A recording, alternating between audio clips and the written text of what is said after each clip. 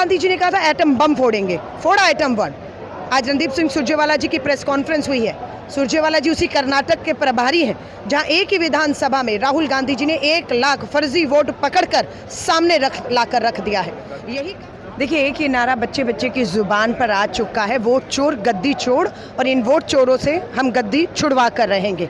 क्यों? क्योंकि हमें जनता का साथ अब मिल रहा है। जनता नहीं समझ पा रही थी SIR क्या है, क्यों किया जा रहा है।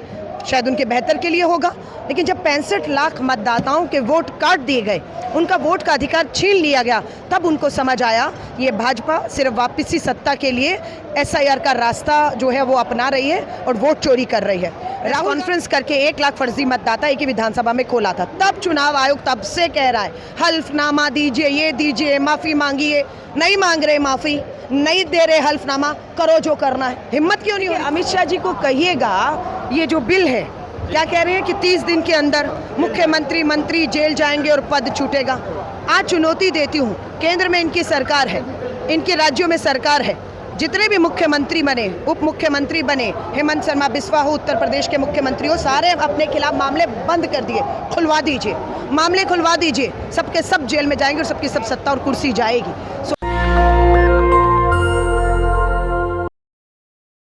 वोट अधिकार यात्रा का आज 10वां दिन है और स्पेशल इंटेंसिव रिवीजन को लेकर तेजस्वी यादव और राहुल गांधी लगातार सड़क पे हैं। लगभग 1300 किलोमीटर की यात्रा तय करेंगे और लोगों के बीच जा रहे हैं SIR को लेकर।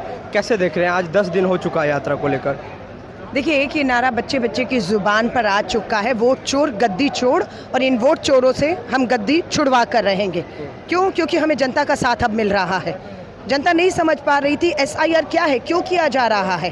शायद उनके बेहतर के लिए होगा, लेकिन जब 65 लाख मतदाताओं के वोट काट दिए गए, उनका वोट का अधिकार छीन लिया गया, तब उनको समझ आया ये भाजपा सिर्फ वापसी सत्ता के लिए SIR का रास्ता जो है वो अपना रही है और वोट चोरी कर रही है। राहुल गांधी जी ने कहा था एटम बम फोड़ेंगे, फोड़ा एटम बम। आज रणदीप सिंह सुरजेवाला जी की प्रेस कॉन्फ्रेंस हुई है। सुरजेवाला जी उसी कर्नाटक के प्रभारी हैं जहां एक ही विधानसभा में राहुल गांधी जी ने 1 लाख फर्जी वोट पकड़कर सामने लाकर रख दिया है। यही काम मध्य प्रदेश, हरियाणा, महाराष्ट्र में हुआ है। यही काम अब बिहार में करने की इनकी साजिश थी, जिसे फेल करने के लिए ये यात्रा आज सड़कों पर उतरी हुई है। 65 लाख कौन मतदाता थे जिसके वोट काटे? बताइए, नहीं बता रहे थे ना।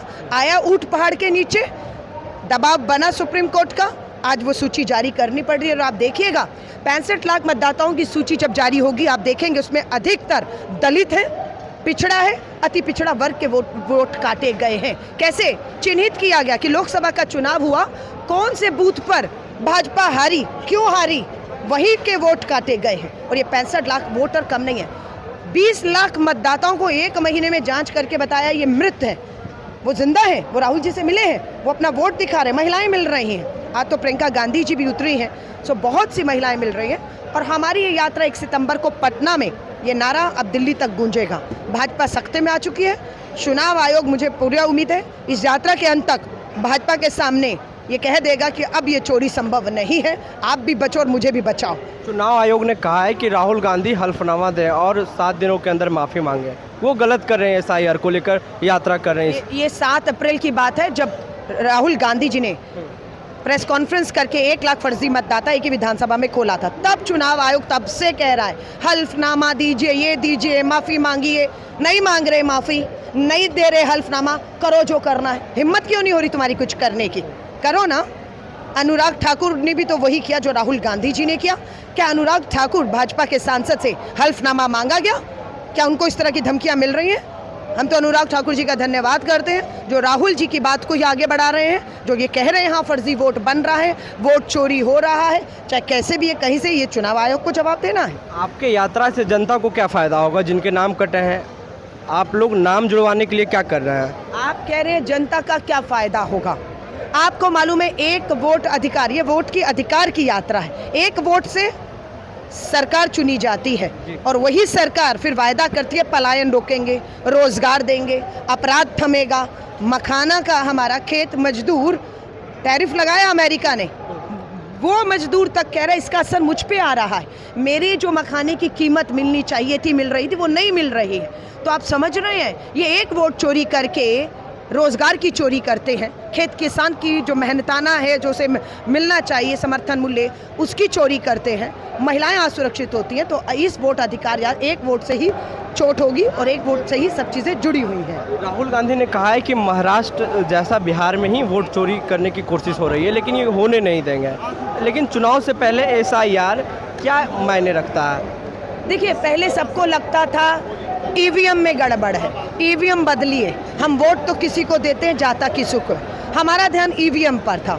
धीरे धीरे पता लगा ईवीएम के साथ वोटर लिस्ट में भी बहुत बड़ी धांधलीबाजी की जा रही है, फर्जी धड़ाधड़ वोट बनवाकर फर्जी वोट डलवाए जा रहे हैं। उसके बाद लगा ईवीएम भी अकेले नहीं जिम्मेदार, वोटर लिस्ट भी अकेले जिम्मेदार नहीं, पूरा चुनाव आयुक्त ज्ञानेश कुमार, पूरा सिस्टम ही कंप्रोमाइज्ड है। कहीं ना कहीं से चोरी हो रही है। इस सारी प्रक्रिया को रोकने के लिए ये यात्रा अपने आप में आज़ादी के बाद कभी देखा है कि वोट के लिए, अधिकार के लिए, जो अधिकार संविधान ने दिया है उसे बचाने के लिए उसके लिए यात्रा निकालनी पड़ी हो, पर निकालनी पड़ रही है। लोकतंत्र। एक अंतिम सवाल, अमित शाह लोकसभा में जो बिल ला रहे हैं, इसको कैसे देख रहे हैं आप लोग?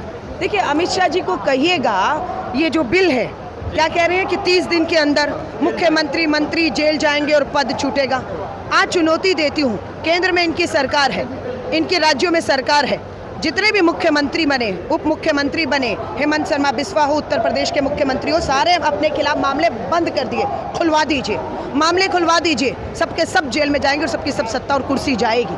सोची समझी साजिश है। अपनी सरकार अपने मुख्यमंत्री, अपने मंत्रियों के खिलाफ, इवन कि जो दूसरे दलों से वॉशिंग मशीन में धुलकर इनके पार्टियों में गए, उनके भी मामले खत्म कर दिए गए। फिर ये कानून लाया गया है। सिर्फ विपक्ष को, सत्ता जो है, मुख्यमंत्री हमारे जो हैं, जो इन्हें चुनौतियां दे रहे हैं, उनको किसी तरह से सत्ता से हटाया जाए। तो ये भी एक साजिश है जिसे कामयाब नहीं होने देंगे। शुक्रिया मैम बात करने के लिए। तो ये थी हमारे साथ बात करने के लिए कांग्रेस नेत्री अलका लंबा, और इन्होंने साफ कहा है कि चुनाव आयोग जानबूझकर SIR करवा रही है, और जिस तरीके से अमित शाह लोकसभा में बिल पेश कर रहे हैं ये पूरी तरीक़ा से गलत है।